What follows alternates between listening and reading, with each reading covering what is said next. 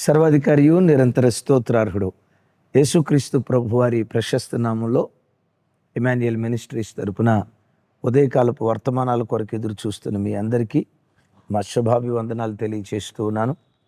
క్రీస్తునందు మాకు అత్యంత ప్రియమైన దైవజనాంగమ కొన్ని ప్రాముఖ్యమైన ప్రకటనలు. 17వ తారీఖు సాయంత్రం మెదక్ జిల్లా రాజపేటలో ప్రత్యేకమైన కృతజ్ఞత కూటమి ఉంది. అలాగే 19వ తారీఖు సాయంత్రం 6:30 గంటలకు నాగోల్ రింగ్ రోడ్ దగ్గర సాయిరామ్ గార్డెన్స్లో ఆదివారం సాయంత్రం కృతజ్ఞత సభ ఉంది.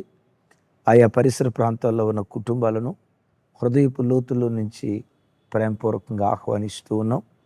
అన్నిటికంటే ప్రాముఖ్యంగా ఈ 2026 సంవత్సరానికి మన ఇమాన్యుయల్ మినిస్ట్రీస్ని అలాగే యూట్యూబ్లో ప్రతిదినం వాక్యం వింటున్న లక్షలాది కొలది కుటుంబాలను ప్రేమించి, క్రైస్తవ కుటుంబాలను ప్రేమించి ఈ సంవత్సరం ప్రభువారు 21 దినాల ఉపవాస ప్రార్థన కూటాలు ఏర్పాటు చేశారు.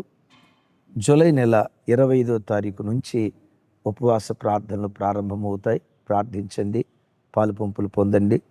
వాటి వివరాలన్నీ మీకు స్క్రీన్ మీద థంబ్నెయిల్తో మీకు చూపించడం జరుగుతుంది. ప్రార్థించండి. కుటుంబాలుగా, సంఘాలుగా దైవ సన్నిధికి కదలి రాగలరని ప్రేమతో మీ అందరికీ మనవి చేస్తూ ఈ దినం ఓ ప్రాముఖ్యమైన సందేశం. ఇప్పుడు నేను ఇవ్వబోయే ఈ సందేశం ఇది రాత్రికి రాత్రి సిద్ధపడి మీకు ఇస్తున్న వర్తమానం కాదు. కొన్ని సంవత్సరాల నుండి, నెలల నుంచి కాదు, నా హృదయంలో పరిశుద్ధాత్మ దేవుడు ఈ అంశం మీద వర్తమానం పంచుకోమని నా హృదయాన్ని పురికొల్పిన దాన్ని బట్టి ఈ వాక్యాన్ని మోసుకొని మీ దగ్గరకు వస్తూ ఉన్నాను. ప్రపంచంలో శరవేగంగా మారుతున్న పరిస్థితులు, ప్రత్యేకంగా మనం బ్రతుకుతున్న మన గడ్డలో, మన దేశంలో, మన దేశమే కాదు ప్రపంచ దేశాల్లో అనేక చోట్ల వినూత్నమైన మార్పులు. ఒకప్పుడు వ్యక్తిగత కక్షలు ఉండేవి, ఆ తర్వాత రాజకీయ కక్షలు ఉండేవి, కుటుంబ తెగల కలహాలు, ఇలాంటివి ఆది నుంచి జరుగుతూనే వచ్చాయి. కానీ కడవరి దినాల్లో ప్రపంచంలో ఎక్కడ చూసినా మత రాజకీయాలు, రాజులు అనబడిన వారు, ప్రభువులు, మంత్రులు అనబడిన వారు, సామాన్యుడు మొదలుకొని సామంతుని వరకు మతం పేరిట ఎక్కడ చూసినా రాక్షస కాండ, రక్తం ఏరులై ప్రవహిస్తున్న భయంకరమైన దినాల్లో బ్రతుకుతూ ఉన్నాం. ఇదే సమయంలో క్రైస్తవ్యం మీద బహుదౌర్జన్యం, క్రైస్తవ్యానికి వ్యతిరేకంగా క్రైస్తవ్యాన్ని అణచాలి, క్రైస్తవుడనేవాడు భూమి మీద లేకుండా చేయాలి, ప్రార్థించే ప్రార్థనా పరులు భూమి మీద ఉండకూడదు, అసలు యేసుక్రీస్తు నామస్మరణే భూమి మీద ఉండకుండా నిర్మూలన చేయాలని రాజులు, అధికారులు, మంత్రులు, ఇక ఒకలే సామాన్యులు మొదలుకొని సామంతుల వరకు రకరకాల ప్రయత్నాలు చేస్తూ ఉన్నారు. పరిశుద్ధాత్మ దేవుడు నా హృదయంలో ఈ అంశమై కొన్ని నెలలు అని చెప్పే కంటే కొన్ని సంవత్సరాల నుంచి నా హృదయంలో నుంచి బయలుదేరిన ఓ మూలుగుతో కూడుకున్న వర్తమానం. క్రైస్తవ్యాన్ని అణచటం, క్రైస్తవ్యాన్ని నిర్మూలన చేయటం ఈ మనుషులకు, ఈ రాజకీయ నాయకులకు, మతాల పేరిట రక్తపాతాన్ని చిందించే రాక్షస క్రీడ జరిగించే ఈ వికృతమైన వ్యక్తులకు, దుష్టశక్తులకు క్రైస్తవ్యాన్ని నిర్మూలించడం సాధ్యమేనా? దీనికి ఓ సంచలనాత్మకమైనటువంటి సమాధానం లేఖనాలలో నుంచి మీతో పంచుకుంటాను. అపోస్తుల కార్యం 5వ అధ్యాయం 38, 39 వచనాలు నేను చదువుతాను. కాబట్టి నేను మీతో చెప్పినది ఏమనగా, ఈ మనుషుల జోలికి పోక వారిని విడిచిపెట్టుడి.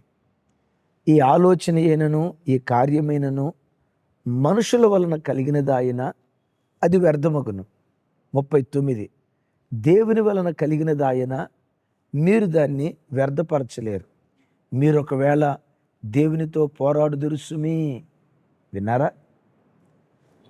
ప్రపంచ క్రైస్తవ సంఘానికి ఇది మూల వాక్యం. క్రైస్తవుడు భయపడ్డావు, కానీ కొన్ని పరిస్థితులను బట్టి లోకంలో జరుగుతున్న రక్తపాతాన్ని బట్టి మనుషులం కదా, ఎంతో కొంత తెలియని కలవరం ఉంటుంది కదా. క్రైస్తవ గుండెల్లో ధైర్యం, నిరీక్షణ, ఉత్సాహాన్ని పుట్టించే ఒక ఉత్ప్రేరకమైన మూలవాక్యం ఈ వాక్యం.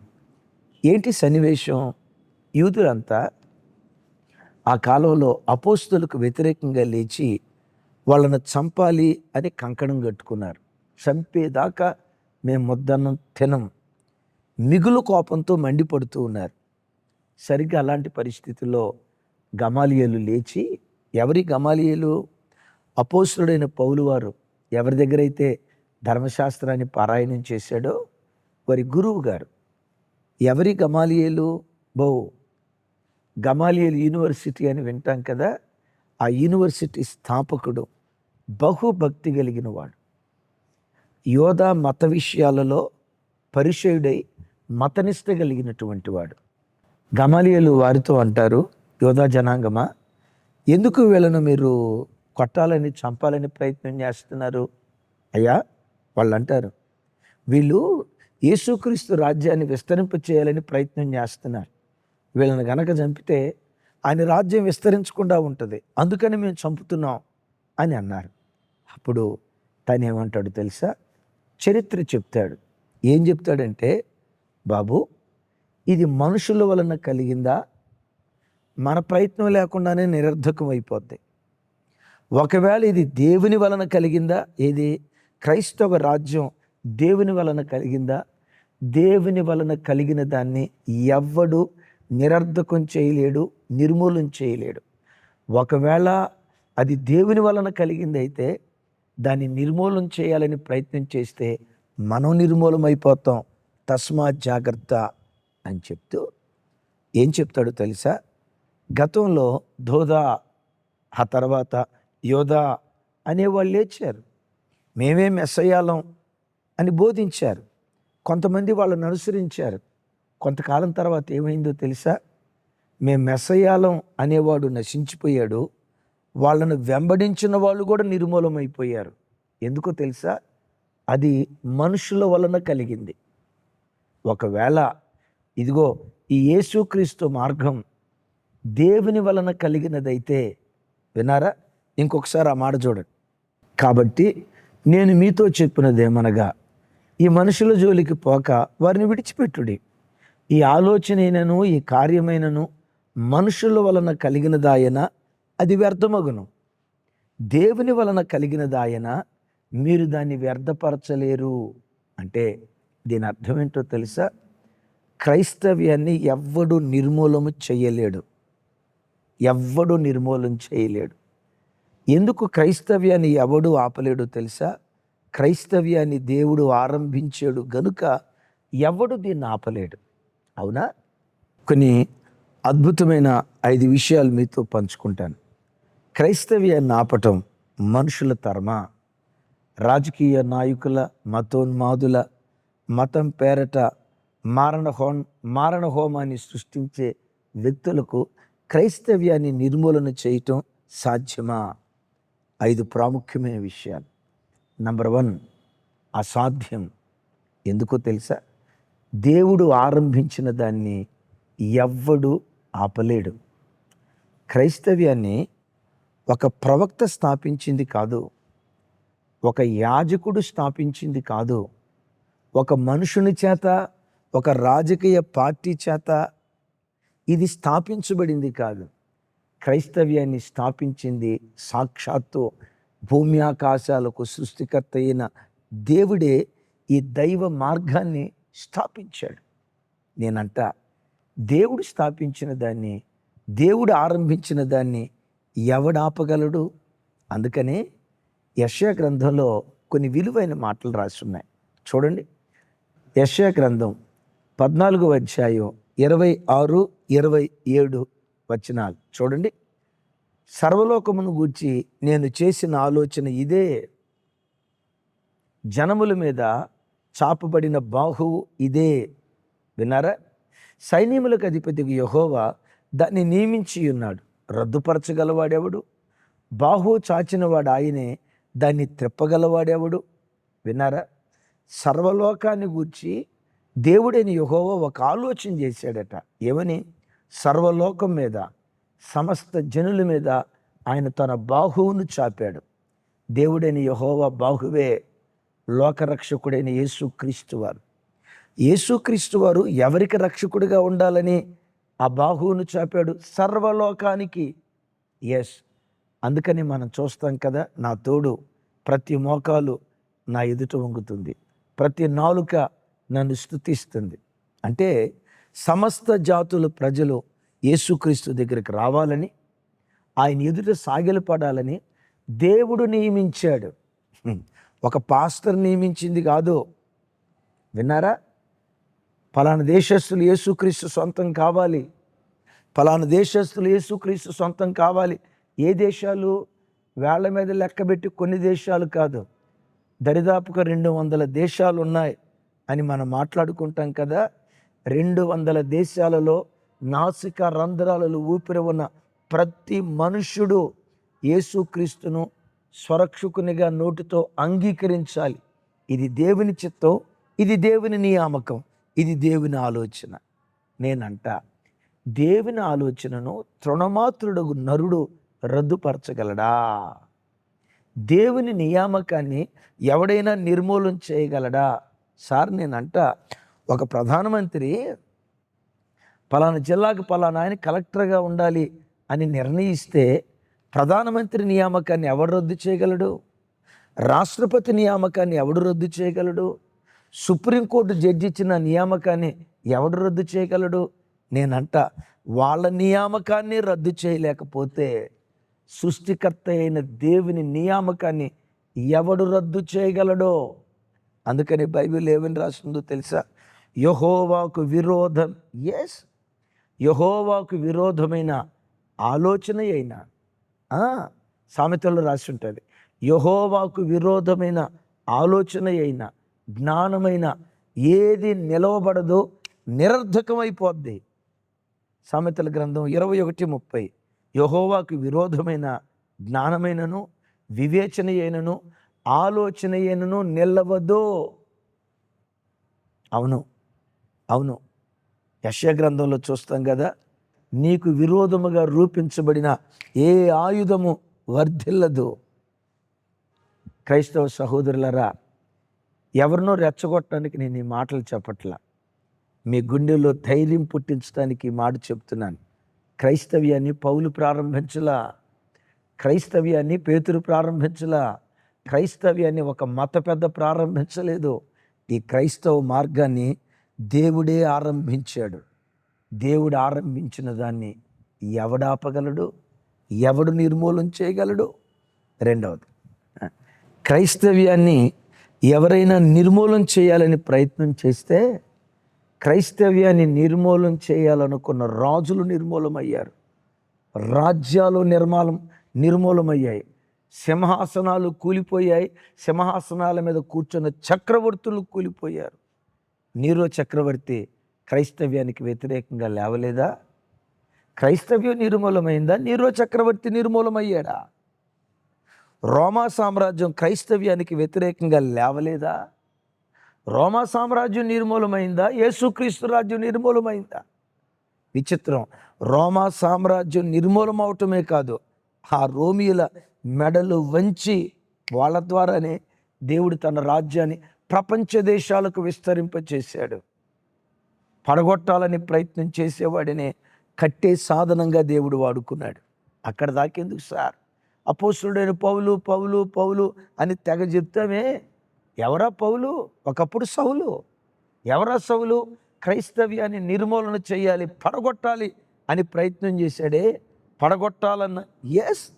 పడగొట్టాలని ప్రయత్నం చేసిన వాడినే కట్టే చేతులుగా దేవుడు మార్చాడు. విన్నారా? క్రైస్తవ్యానికి వ్యతిరేకంగా ఎవరైనా లేస్తే వాడి మెడలు వంచి తనకు దాసుడుగానైనా చేస్తాడు, మారలేదా నిర్మూలన చేస్తాడు. అందుకనే యెషయా గ్రంథం 60వ అధ్యాయం చూడండి, ఓ దివ్యమైన మాట, 12వ వచనం. నిన్ను సేవింపనొల్లని జనమైనను రాజ్యమైనను నిలవదు, అట్టి జనములు నిర్మూలము చేయబడును. విన్నారా? నా మాట విన్నారా? నిన్ను సేవింపనొల్లని జనమైన రాజ్యమైన నిలవదో. సేవించటం అంటే ఆరాధించటం, ఆయన మాటకు లోబడటం. నేనంట, ఓ ప్రధానమంత్రి దేశానికి ఒక చట్టం తీసుకొస్తే, ఈ మధ్య ఉపా చట్టమో ఏదో అంటున్నారు, ఆ చట్టానికి లోబడకపోతే జైల్లో వేస్తున్నారుగా.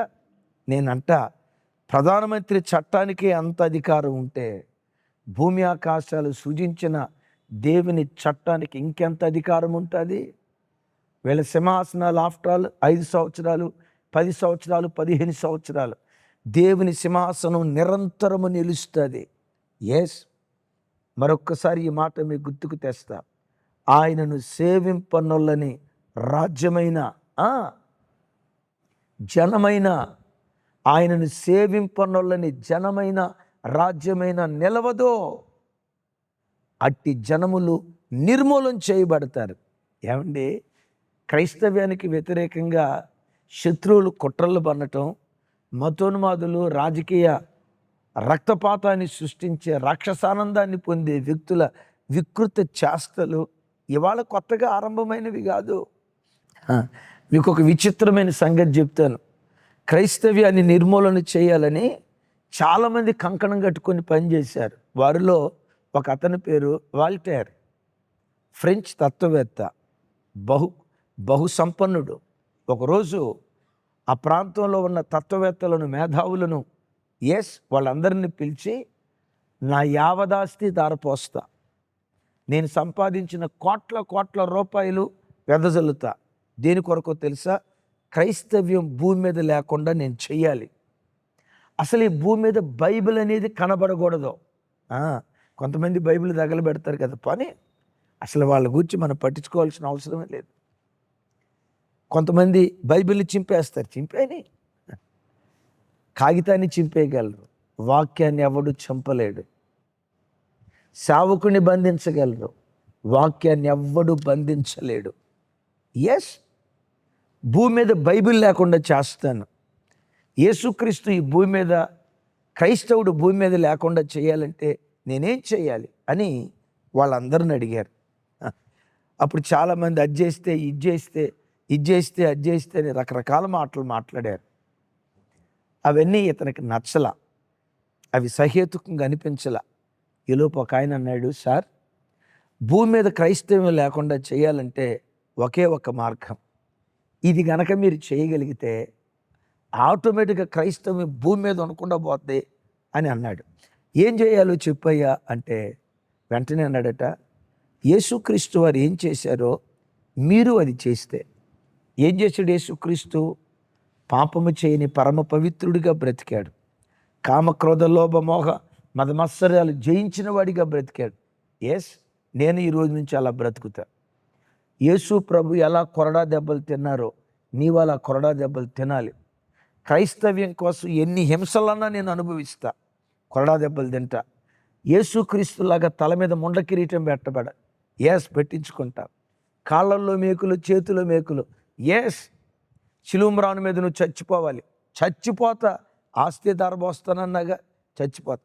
సమాధి చేయబడాలి. ఇక చచ్చిన తర్వాత సమాధి చేయబడతాను. అంతటితో ఆగకూడదు సార్, ఆ సమాధి గుండెను చీల్చి నువ్వు మృత్యుంజయుడే తిరిగి లేవాలి సార్ అన్నాడట. వాల్టర్ చూసి, అది కుదరదుగా, అది మన వల్ల కాదుగా. అప్పుడు అన్నాడట వాల్టర్, క్రైస్తవ్యం యొక్క శక్తి పునరుద్ధానంలో దాగుంది. పునరుద్ధానపు ప్రభంజనాన్ని ఎవ్వడు ఆపలేడు. పునరుద్ధానపు ప్రభంజనాన్ని నిర్మూలన చేయాలనుకున్న రోమా చక్రవర్తులు నిర్మూలమైపోయారు. పునరుద్ధానపు ప్రభంజనం ప్రపంచమంతా నేటికి విస్తరించింది. క్రైస్తవం యొక్క బలం ఒకవైపు అది దేవుడు స్థాపించిన రాజ్యమైతే, రెండవది క్రైస్తవం యొక్క బలం యేసుక్రీస్తు పునరుద్ధానం.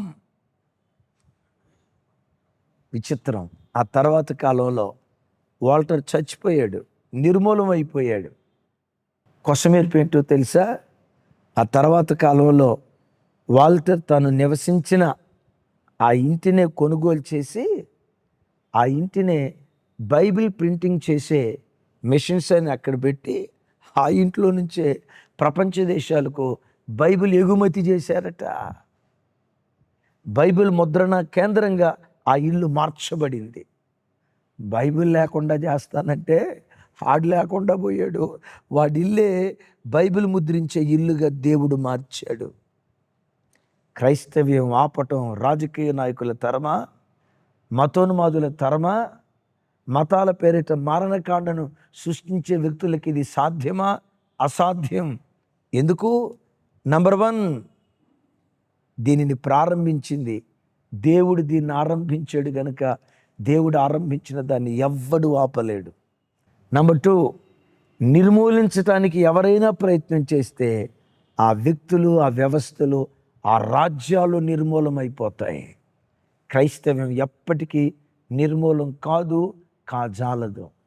3వది, అయ్యా మరి ఆయన దేవుడు కదా, మరి క్రైస్తవ్యంలో ఇంత హింస జరుగుతూ ఉంటే దేవుడు ఎందుకు మౌనంగా ఉంటున్నాడు? ఆపొచ్చుగా, ఆపగలడు. కానీ దేవుడే అనుమతిస్తాడు. ఎందుకో చెప్పమంటారా? క్రైస్తవ్యానికి హింస ఎక్కడ జరుగుతుందో, హింస జరిగే చోటే క్రైస్తవ్యం విప్లవంలాగా విస్తరించటానికి దేవుడు కృప చూపిస్తాడు. ఇంకోసారి ఈ మాట చెప్పమంటారా? ఏ ప్రాంతాలలో క్రైస్తవులకు శ్రమలు ఎక్కువ వస్తాయో, ఏ ప్రాంతాలలో క్రైస్తవులు ఎక్కువగా హింసించబడతారో అదే స్థలాలలో క్రైస్తవ్యం ఒక విప్లవంలాగా, ఒక ప్రపంచంలాగా ప్రపంచ దేశాలకు విస్తరించేటట్లు దేవుడు కార్యం చేస్తాడు. అవునా? ఆదిమ సంఘానికి శ్రమ వచ్చింది. చూడండి, అపోస్తుల కార్యం 8వ అధ్యాయం 1వ వచనం అలాగే 4వ వచనం మనం చూస్తే, ఆ కాలమందు సంఘానికి శ్రమ కలిగితే, శ్రమ కలిగినందువల్ల అపోస్తులు తప్ప అందరూ చెదిరిపోయారట. చెదిరిపోయిన వాళ్ళు ఏం చేశారు తెలుసా? యోదయ, గలిలయ, సమరయ ఇంకా అనేక ప్రాంతాలు సంచరించి దేవుని సువార్తను ప్రకటించారు. ఒక సంఘం 4 సంఘాలైంది. 4 సంఘాలు ఆ తర్వాత 10 అయ్యాయి. ఆ 10 100, ఆ 100 ఈరోజు ప్రపంచమంతా కోట్ల కొలది సంఘాలు ఆవిర్భావానికి కారణమైంది. క్రైస్తవ జనమా, శ్రమలు అధికమవుతున్నాయని, చట్టాలు క్రైస్తవ్యానికి వ్యతిరేకంగా వస్తున్నాయని, ఉక్కుపాదంతో క్రైస్తవ్యాన్ని అణచాలని ప్రయత్నం చేస్తున్నారని కలవరపడకండి. క్రైస్తవ్యం జీవం కలిగింది. వాక్యంలో చూస్తాం కదా, వాక్యము శాశ్వతమైన బీజం, శాశ్వతమైన జీవము గలది. అవును, వాక్యం అనే విత్తనంలో జీవముంది. క్రైస్తవుడిని తొక్కితే జీవము గల విత్తనాన్ని తొక్కినట్లు. అవును అవును, ఒక ఒలివ విత్తనాన్ని త్రొక్కితే, ఒక మామిడి విత్తనాన్ని త్రొక్కితే ఏం జరిగింది? ఆ మామిడి కొంతకాలం తర్వాత భూమిలో మొలకెత్తి మొక్కై, చెట్టై, మహావృక్షమై వేల కొలది ఫలాలు ఇస్తుంది. మరలా ఒక్కొక్క విత్తనంలో నుంచి ఒక్కొక్క చెట్టు, ఒక్కొక్క చెట్టు, ఒక్కొక్క చెట్టు. ఒక్క విత్తనం వందల వేల చెట్ల ఆవిర్భావానికి కారణమై వందల వేల కొలది ఆకలి తీరుస్తుంది కదా. క్రైస్తవ్యం విత్తనం లాంటిది. బురదలో తొక్కుతారు కొన్నిసార్లు కొంతమంది, పర్వాలేదు. అవమానాలకు అప్పగిస్తారు, పర్వాలేదు. ఎగతాళులకు అప్పగిస్తారు, పర్వాలేదు. అక్కడ దాకెందుకు సార్? నిర్గమకాండంలో చూస్తాం కదా, ఇజ్రాయేలీలను శ్రమ పెట్టిన కొలది వాళ్ళు విస్తరించసాగిరి. చూడండి, అది ఏ దేశంలోనైనా ఎక్కడ క్రైస్తవ్యానికి హింస జరుగుతుందో అక్కడే క్రైస్తవ్యం విస్తరించబోతుంది. దేవుడు ఆ కార్యం చేయబోతున్నాడు. ఆమేన్. 4వది, ఎందుకు క్రైస్తవ్యాన్ని అణచటం రాజకీయ నాయకులకు, మతోన్మాదులకు ప్రపంచంలో ఎవ్వడికి సాధ్యం కాదు. ఎందుకు సాధ్యం కాదో తెలుసా? సంఘాన్ని కాపాడేది ప్రభువైన యేసుక్రీస్తు వారు. సంఘానికి వ్యతిరేకంగా లేచిన దుష్టశక్తులతో దునుమాడేది రక్షకుడైన యేసుక్రీస్తు వారు. యేసుక్రీస్తు వారు అన్నారు కదా, ఈ బండ మీద నా సంఘమును కట్టుదును. ఇంకోసారి చెప్పేదా? ఈ బండ మీద నా సంఘమును కట్టుదును, పాతాళలోక ద్వారములు దాని ఎదుట నిలవలేవని మీతో చెప్పుచున్నాను. వినారా? ఈ బండ మీద నా సంఘమును కట్టుదును. సంఘాన్ని కట్టేది పాస్టర్ గారు కాదు, విశ్వాసులు కాదు. ఏదో మనుషుల సహాయంతో క్రైస్తవ్యాలు సంఘాలు కట్టబడో. సంఘాలు కట్టేది యేసుక్రీస్తు వారు. యేసుక్రీస్తుకు వ్యతిరేకంగా పాతాళం లేస్తే ఆ పాతాళాన్ని గడగడలాడించగలిగిన జయవీరుడు, యుద్ధవీరుడు, పరాక్రమశాలి, సైన్యములకు అధిపతిగా యెహోవాను పేరు వహించినవాడు. అందుకని ప్రభువారు అంటారు కదా, సంఘము ఎదుట పాతాళ లోక ద్వారాలు నిలవలేవు, వాటన్నిటిని కుప్పలాగా కూలుస్తాడు. అయితే ఆఖరి మాట చెప్తాను. క్రైస్తవులుగా మన బాధ్యత, 5వ విషయం, క్రీస్తు రాజ్యం అంతకంతకు ప్రబలుతో ప్రపంచమంతా విస్తరించడానికి ప్రతి క్రైస్తవుడు నంబర్ 1 జీవితంలో సాక్ష్యం, నంబర్ 2 శ్రమలలో ధైర్యం, నంబర్ 3 ప్రార్థనలో పట్టుదల. ఈ 3 ఆయుధాలుగా కలిగి మనం బ్రతికితే ఎవ్వడు దీన్ని ఆపలేడు. ఇది ప్రపంచం. ఏనాటికైనా ఇది ప్రపంచాన్ని విస్తరిస్తుంది. ఏనాటికైనా ప్రతి మోకాలు యేసు ఎదుట వంగాల్సిందే. ఈ 3 ఆయుధాలు కలిగి మనం దేవుని సన్నిధిలో బ్రతుకుదాం. ఆఖరిగా కొన్ని మాటలు మీతో పంచుకుంటాను. సార్వత్రిక సంఘమా, ప్రపంచ దేశాల్లో ఉన్న క్రైస్తవ జనాంగమా, క్రైస్తవ్యానికి వ్యతిరేకంగా లేస్తున్న మతోన్మాదులను చూసి, మతాల పేరిట రాజకీయాలు చేసి అమాయకుల ప్రాణాన్ని నేల కొలికిస్తూ రక్తపాతాన్ని చిందిస్తున్న వ్యక్తులకు భయపడకండి. క్రైస్తవ్యాన్ని ఆపటం, అణచటం ప్రపంచంలో ఎవ్వడి తరం కాదు. నిర్మూలన చేయాలనుకున్నవాడు నిర్మూలమవుతాడు. దైవరాజ్యం అంతకంతకు వర్ధిల్లటం ప్రారంభిస్తుంది. కొన్ని విలువైన మాటలు చెప్తాను. మనుషులు దేవుని ప్రజలను బాధించగలరు, కానీ దేవుని ప్రణాళికను భంగపరచలేరు. ఏంటి దేవుని ప్రణాళిక?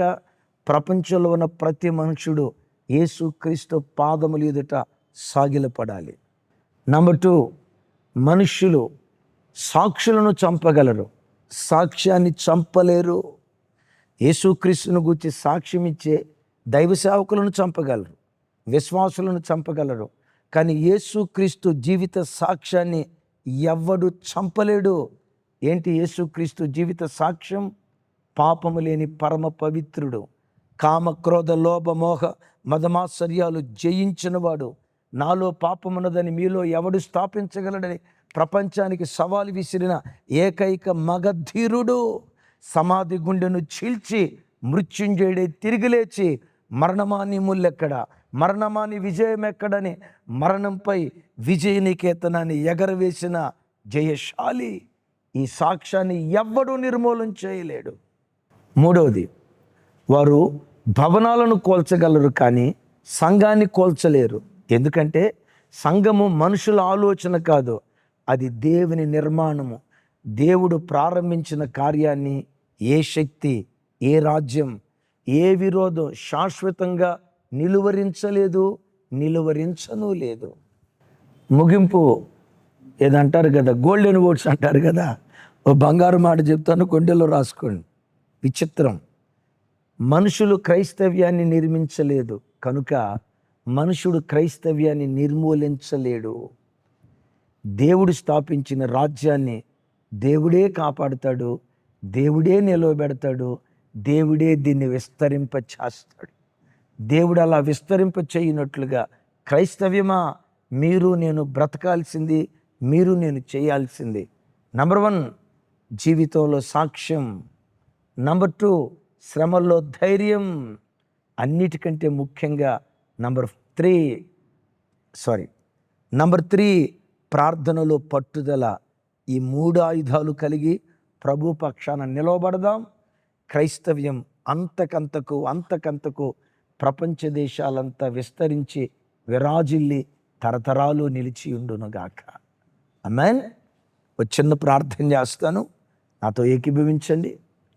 సర్వశక్తిగల తండ్రి, ఈ భయకంపితమైన దినాల్లో మా గుండెల్లో ధైర్యాన్ని పుట్టించే దివ్యమైన మాటలు వినిపించారు. అయ్యా, దీన్ని మీరు ప్రారంభించారు, మీరే దీన్ని కొనసాగిస్తారు. దీన్ని అంతం వరకు మీరు నిలుపుతారు, అంతకంతకు ప్రబలునట్లుగా చేస్తారు. ఆ ధైర్యం, ఆ నిరీక్షణ మా గుండెల్లో పుట్టించినందుకు స్తోత్రం. ఈ వాక్యం విన్న ప్రతి బిడ్డను జ్ఞాపకం చేసుకోండి అయ్యా. మీ సన్నిధిలో ప్రార్థిస్తున్నాను. ప్రతి క్రైస్తవుడు బ్రతుకులో సాక్ష్యం కలిగి, ప్రతి క్రైస్తవుడు శ్రమల్లో ధైర్యంగా ఉంటూ, ప్రతి క్రైస్తవుడు విశేషంగా ప్రార్థనలో పట్టుదల కలిగి నీ కొరకు బ్రతుకున్నట్లుగా కృప చూపండి. చేతులెత్తి నీ ప్రజలను దీవిస్తూ యేసు నామం పేరిట ప్రార్థించి స్తుతించి పొంది ఉన్నాం తండ్రి, ఆమేన్.